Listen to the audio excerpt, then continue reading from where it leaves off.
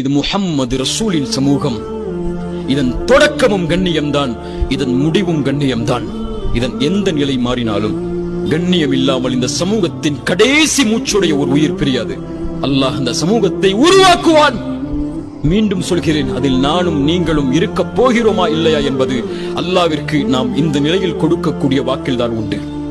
என் சமூகம் சோதிக்கப்படுவது என் பாவங்களால், நானும் விதிவிலக்கல்ல எதிலும். என் சமூகம் சோதிக்கப்படுவது உங்களின் பாவங்களால். அதை விடுங்கள், பாவங்கள் நீங்கினால் அல்லாஹ்வின் உதவி இறங்கும்.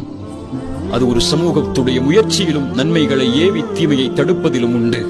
இதன் அடையாளம் இனி வரப்போகும் செயல்களில் உண்டு. இந்த உரையை அல்லது இந்த குர்ஆன் சுன்னாவின் செய்தியை கேட்டதற்கு பிறகு நாளை ஃபஜ்ருடைய தொழுகையில் இந்த ஊரின் வாலிபர்கள் முதல் சஃபில் வயோதிகர்களுக்கு இடமில்லாமல் நின்றால் அதுதான் இந்த ஊரின், இந்த சமூகத்தின் மாற்றம்.